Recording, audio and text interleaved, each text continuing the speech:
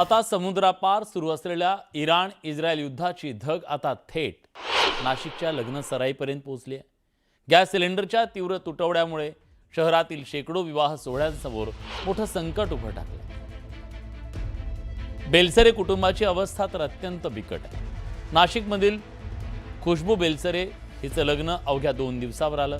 14 मार्च रोजी हजारो पाहुण्यांच्या उपस्थितीत खुशबू बेलसरेचा विवाह सोहळा पार पडणार आहे। मात्र गॅस सिलेंडर मिळत नसल्यानं या पाहुण्यांना जेवण काय देणार या काळजीत खुशबूच्या वडिलांची झोप उडाली आहे। शहरातील ज्या लॉन्सवर लग्नाचा कार्यक्रम ठरला त्या लॉन्सचे मालक कैलास गुप्ता यांनी सिलेंडर उपलब्ध नसल्याचं कारण देत थेट हात वर केले। गॅस सिलेंडरची व्यवस्था तुम्ही करा तरच जेवण बनवता येईल असं गुप्तांनी सांगितल्यानं बेलसरे कुटुंबाच्या पायाखालची जमीन सरकली। मला हे कळत नाही की आता जेवणाची व्यवस्था कशी करणार, कारण की सिलेंडरची इथे कमी आहे, सिलेंडर नाही आहे। ते आता हे आले कार्यालयाचे पण ते काका आले, ते पण सांगतात आम्हाला की तुम्ही करून द्या काहीतरी, कारण की हे होऊ नाही शकत। काही आता आम्ही पाहुण्यांना पण तर नाही बोलू शकत ना की तुम्ही येऊ नका, किंवा अर्धे पाहुणे कमी पण नाही करू शकत की सगळ्यांना आम्ही पत्रिका वाटल्या। आता लग्न आहे लगेच 2 दिवसात आणि उद्या हळद आहे माझी, तर आम्ही ह्या सगळ्यासाठी कसं करणार आहोत? खूप पाहुणे आहे आणि आमच्या घरात भाऊ होते आमचे, त्यांचे सिलेंडर घेऊन मी मेहंदीचा आणि बांगडीचा कार्यक्रम इथं घरात करतोय। म्हणजे घराच्या खाली आम्ही मंडप टाकलेला आहे, तिथे कार्यक्रम करतोय। पहिले मलाच ते लागणार आहे, मी यांना कुठून देऊ? आणि उद्या हळद आहे आणि हे आज सांगून राहिले। मग आज मी कुठून पोहोचलो? एका दिवसात रात्रीतून काय करणार आहे? आखातातल्या युद्धामुळे सोलापुरातल्या महालक्ष्मी महिला पापड उद्योगाला सुद्धा मोठा फटका बसलाय। युद्धजन्य परिस्थितीनं तब्बल 2 कोटींचे पापड गोडाऊनमध्ये पडून आहे। रमजान महिन्यात आखाती देशातून विशेषतः दुबईतून पापडांची मोठी मागणी असते। त्यासाठी 2 कोटी किमतीचे पापड पॅकिंग करून तयार आहेत। मात्र युद्धामुळे एक्सपोर्ट बंद असल्यानं या पापडांचं करायचं काय हा सवाल उपस्थित झाला।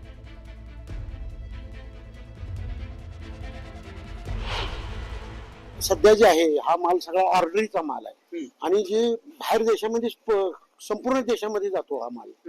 तरी आणि जास्तीत जास्त या रमजानच्या पवित्र सणाला जास्त मागणी असते, पण तोच माल आज जागेवर थांबून असल्यामुळं नुकसान होण्याची भीती आहे जास्त।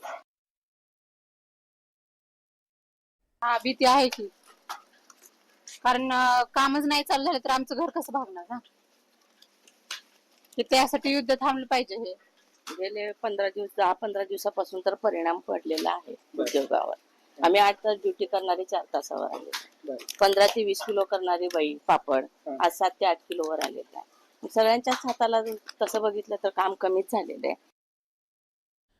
जळगावात व्यावसायिक गॅस सिलेंडरच्या पुरवठ्यावर परिणाम झाल्यानं दागिन्यांची जडणघडण करणारे सुवर्ण कारागीर देखील अडचणीत सापडले। देशात सुवर्ण नगरी म्हणून ओळख असलेल्या जळगावात तब्बल 10,000च्या आसपास सुवर्ण कारागीर काम करतात।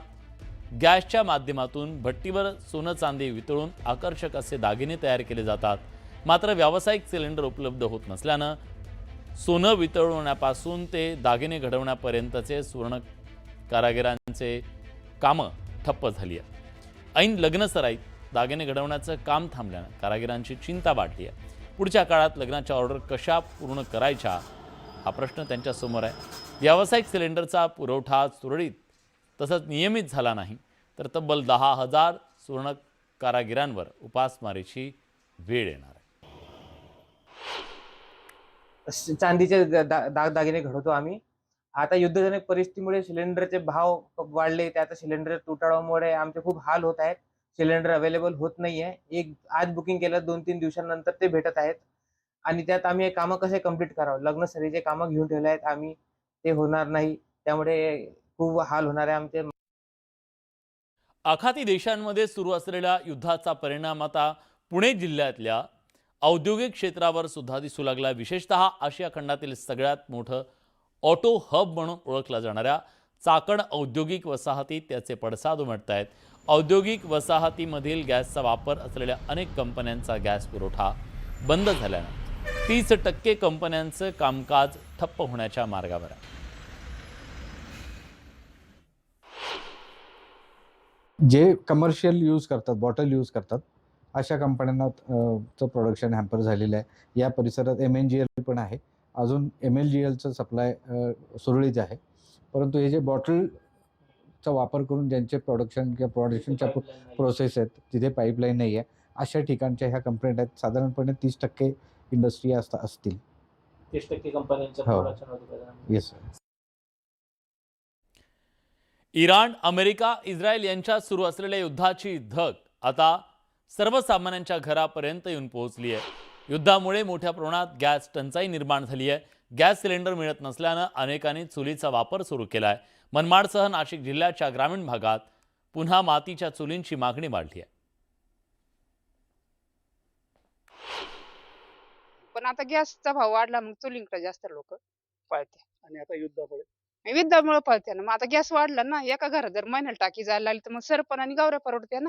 गॅस परवडतो का? नाही परवडत. असं किती विकले जातात तुमचे चुली आता? आमच्या चुली ना जास्त करून घर बसल्या कमी गिऱ्हाईक आहेत त्या, पण बाहेर खेड्यावरती घेऊन जावं लागत्या. 6-6 चुलींना म्हणजे दिवसभर तिथं फिरावं लागतं घरोघरी.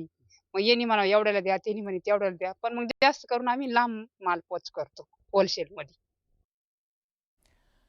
जय पवार 18 मजले पायी उतरले. लिफ्टचा आवाज आल्यानं त्यांनी लिफ्टचा वापर टाळल्याचं समोर आलंय. लिफ्टचा धोका टाळण्यासाठी जय पवारांकडून ही काळजी घेण्यात आली. अपघातात मृत्युमुखी पडलेल्या पिंकी माळीच्या कुटुंबियाला भेट दिल्यानंतर जय पवार हे तिथून निघाले होते. पण निघत असताना लिफ्टचा वापर करण्याचं त्यांनी ठरवलं, तेव्हा लिफ्टमधून अचानकपणे आवाज यायला सुरुवात झाली. त्यामुळे त्यांनी लिफ्टचा तो प्रवास टाळला आणि तब्बल 18 मजले पायऱ्यांनी उतरून ते खाली आले.